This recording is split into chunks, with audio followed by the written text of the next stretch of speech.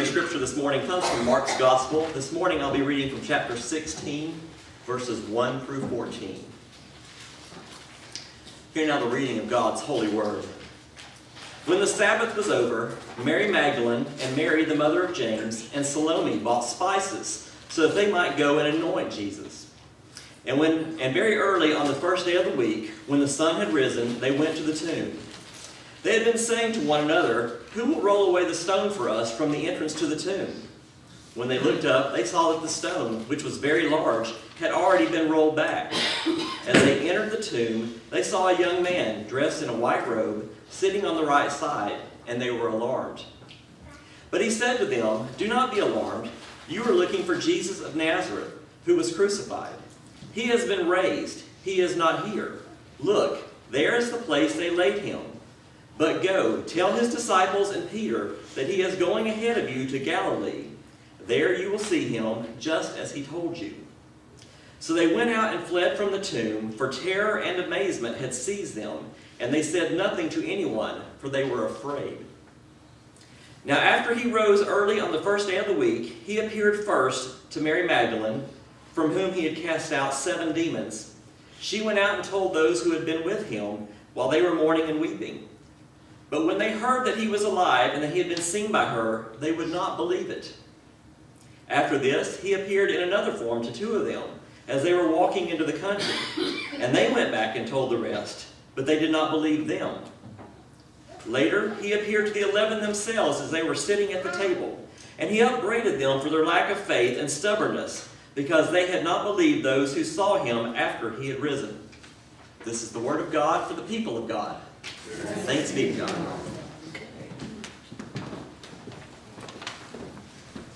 Mark's version of the resurrection begins with the notation that it was 5 women who went to the tomb, and all the guys stayed behind because their expectations were 0. And it ends with the words, Jesus upbraided them for their lack of faith and their stubbornness in refusing to believe what he had told them. It's a couple of weeks after Easter now. We're then and now. It's a couple of weeks after Easter. Back then, things were beginning to change. Mark's account didn't really offer a lot of optimism about his followers and their ability to respond. But they've had a couple of weeks to see Jesus, to be with him, to let it soak in. They're not hiding behind closed doors anymore. They're out in the streets a little bit. Their confidence is coming up. They're getting a little bit of their boldness back. Their voices are growing less timid, a little bit stronger. But not Easter morning. They were in hiding. They left the journey to the tomb. To the women, just picture the 2 Marys, Joanna, having been to the tomb, coming back into the room where the disciples were holed up, and telling them that angel appeared. They told them that Jesus had risen. What happened? Did they rejoice? No rejoicing. Did they break into a spontaneous celebration? No celebration. Did anybody recall that Jesus had told them this is exactly what was going to happen? No. They were too busy being miserable and wallowing in their own sorrow to permit anything to interrupt them. They had a rip-roaring pity party underway, and they just weren't going to allow anybody to spoil it for them. Even someone with the news that maybe Jesus wasn't gone after all. When it came down to choosing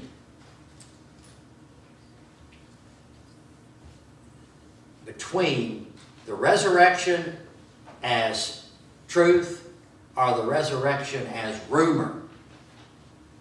They chose rumor.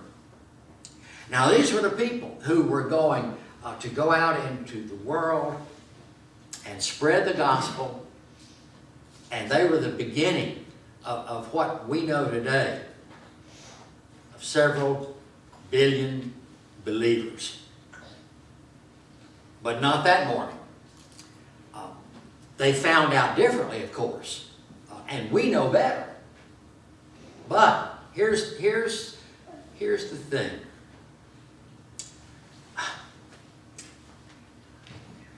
Many of us who would say emphatically that the resurrection is truth, sometimes find ourselves living in our day-to-day circumstances more as if it is an unconfirmed rumor.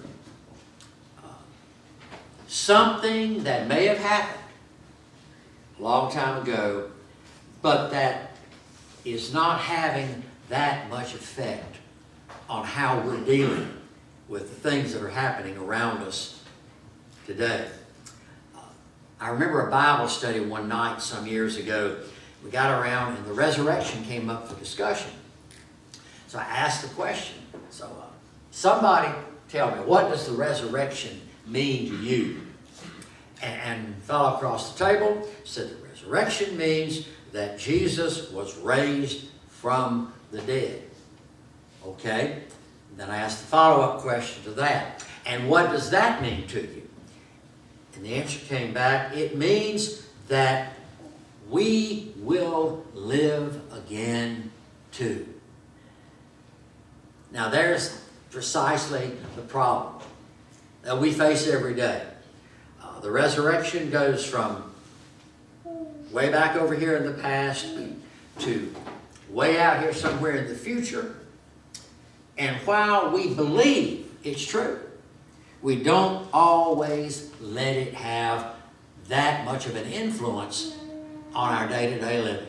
I have a friend who, before he moved up to North Carolina, spent his growing up years at the downtown Methodist Church in Montgomery, Alabama. Antebellum, built before the Civil War. Old downtown church. Just proper to a fault.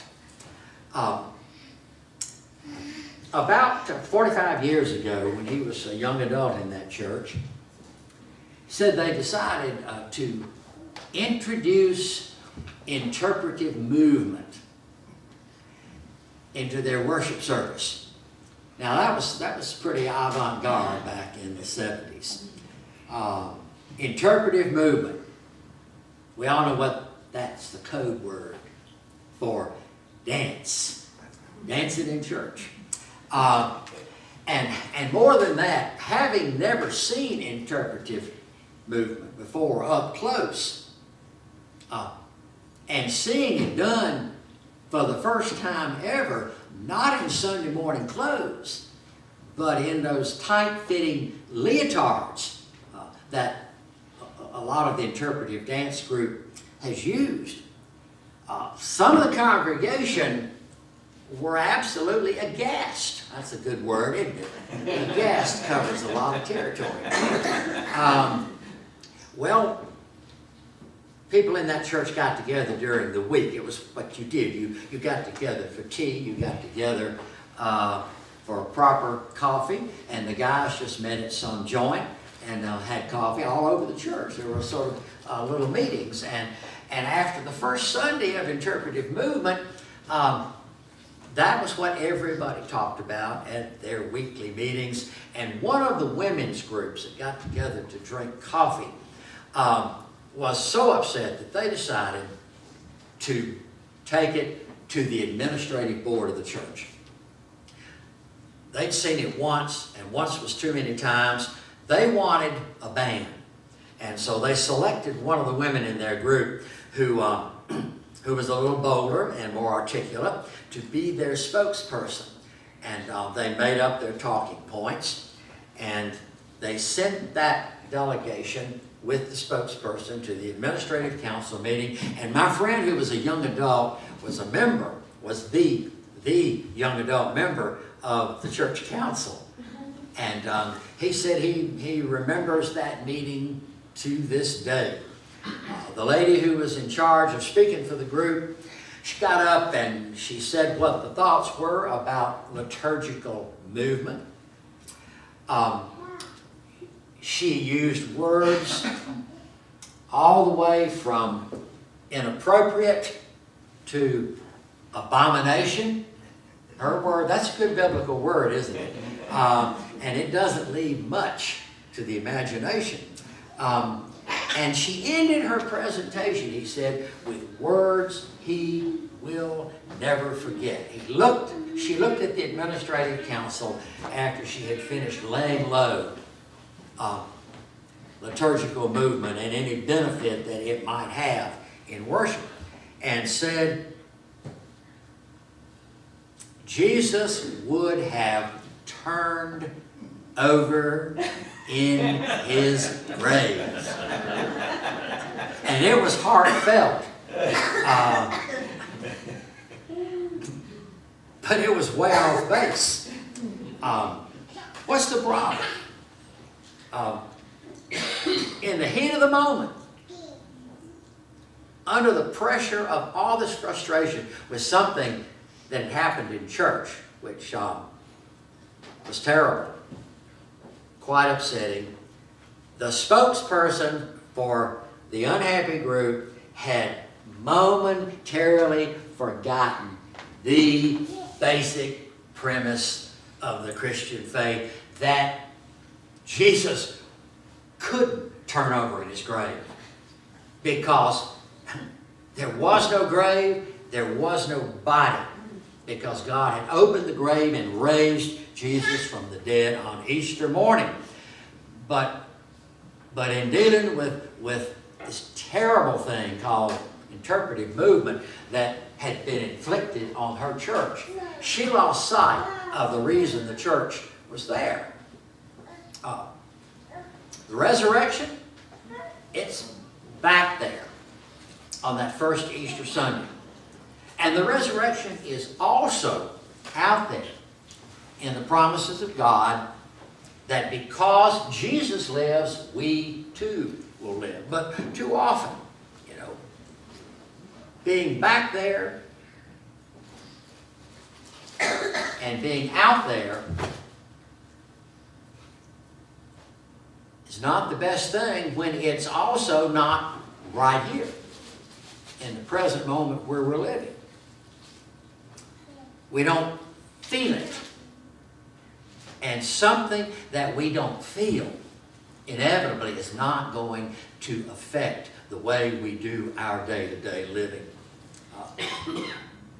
I've always fascinated through the years with James Brown, soul singer. There was only one of him. Nobody could do it like James Brown. And across 4 decades and several facelifts, he belted out his own rendition of soul music. And nobody could scream like James Brown. And there was one song that he did, and in the middle of it, he would come out to the front of the stage with the microphone in his hand, and he would start screaming at the congregation. And I'm going to spare you my imitation of James Brown screaming at us. You can imagine what it would sound like in a loud screech. Can you feel it? You remember that song? And he would work the front of the stage, and that's all he would do. Can you feel it? And he would come off the stage and get down to the edge of the audience. And he would get back up on the stage and go over to the side, and he would do, "Can you feel it?" And he would do that little stop and do that little dance. And he would do that for as long as it took to work the crowd up into an absolute frenzy. And then at some point, he'd kind of back up and finish the song. I can't even remember the name of it. But I remember that interminable question, "Can you feel it?" And that's the question I want to ask this morning. Not, do you know it? Because we know it. Not, do you believe it? Because we do believe it. But do you feel it? Where does it count to feel something? It counts to feel it in your heart. It counts to feel it in your bones. It's not knowing. Knowing's important, but knowing's only part of it. It's not accepting. Accepting's important. What it is, it's feeling when it gets down to it. So this morning's question is, how do you feel? Besides feeling frustrated over some of the things that you're having to deal with in your life. How do you feel besides being overwhelmed by all the problems that seem to come up so regularly, as if the old ones weren't enough by themselves? How do you feel about the life that you had planned out for yourself as opposed to life as it actually has happened? What's that saying? Life is something that happens to us while we're making our plans. The other saying I like that goes along those lines is, if you want to hear God laugh, tell him your plans. Life doesn't very often work out the way we plan it. But God does work things out.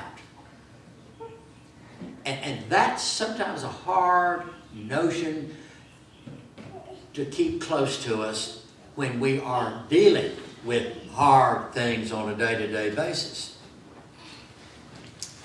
There are days when things are not working out that we desperately need to be able to feel the part about God working things out and hear the part.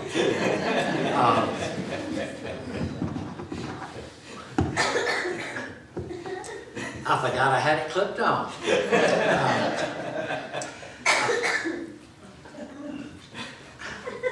It's not enough to believe, simply believe that God worked things out on Easter morning long ago and that there will come a great morning of resurrection at the time of the second coming, when he will work things out in a final kind of way in the future.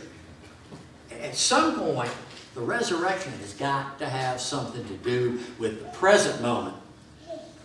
The way things are going in your life and in my life, and letting God fit into that in the kind of way that gives us confidence that there is a way forward, regardless of what seems to be happening. Every year, a couple of weeks leading up to Easter, the cable channels, they pull out all those old Bible movies. Ben-Hur, the Ten Commandments, a lot of the movies that have been made about Jesus through the years. And if you can, about 2 weeks before Easter, you can find most of the old Bible movies that you haven't seen for a long time. I spotted one that I'd almost forgotten about from 1951, Quo Vadis, starred Deborah Kerr, Robert Taylor, two heartthrobs from a long time ago. And both of them were nominated for Academy Awards for their performance in Quo Vadis. It's a story about the early church. And Deborah Kerr plays a Christian who, near the end of the movie, can be fed to the lions. They tie her to a stake in the middle of the Roman Colosseum. And there's Deborah Kerr with that early 50s kind of hairdo, kind of all teased out and puffed up, wearing this immaculate tunic, doesn't have a crease in it, and she's tied to a stake in the middle of the Roman Colosseum, and they turn the lions loose, train lions. And in this scene, the lions apparently are well trained, because they come charging across, and they come right up to where she is, and they start roaring, and it's pretty fierce. A reporter who was there for the filming of that movie, when the scene was over, arranged an interview with her, and he said, "Miss Kerr, weren't you afraid when those lions were turned loose?" And even though they were trained lions, lions are lions, and they've been known to eat people, and they're coming across the set at you. And she answered, "No, I wasn't afraid, because I had read the script all the way to the end, and I knew that just about the time the lions got there, that Robert Taylor was going to come and save me." Okay? Listen to that. I read the script all the way to the end, and knowing how it was going to end, I wasn't afraid. That's the movies. The resurrection is real life, but the truth is, you and I have read the script. We know how it ends. And knowing how it ends is something that we need to hang on to. Put in our pocket. Take it with us when we leave church every Sunday.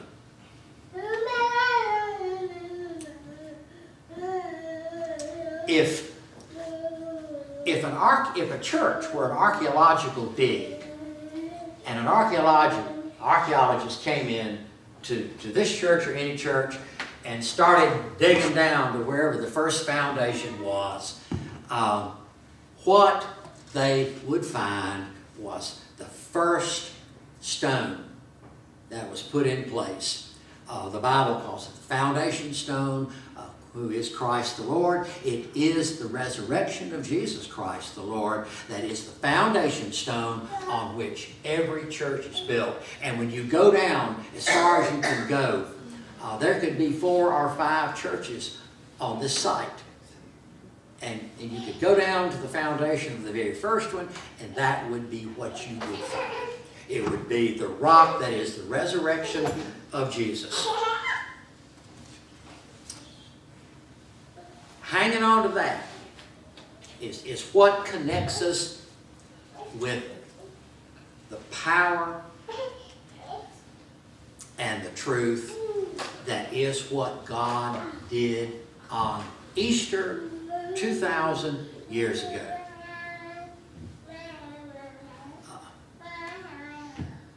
We've read the script all the way to the end. We know how it ends. Are we impatient? Well, of course we are. But we're not without hope. We are not without the power and the presence of the risen Christ, who is with us between then when it happened for the first time and later on when it will happen in a final kind of way for the last time. This is not a good fiction read. this is the truth of God. And the truth of God is one thing for sure that is better even than a good fiction read. The challenge for us in the time we live in and the place we live in is to let it make a difference for us in the way it finally made a difference for those first disciples who came face to face with it. They had to settle up with it. It didn't come instantaneously to them, but once they appropriated it, they felt it. It was in their heart. It was in their bones. And they went out and began the movement that changed the world forever. It's for us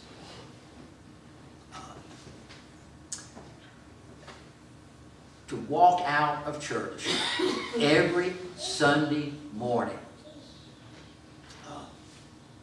with the power of the resurrection firmly in our hands, because we will need it between now and the next time we're in church together.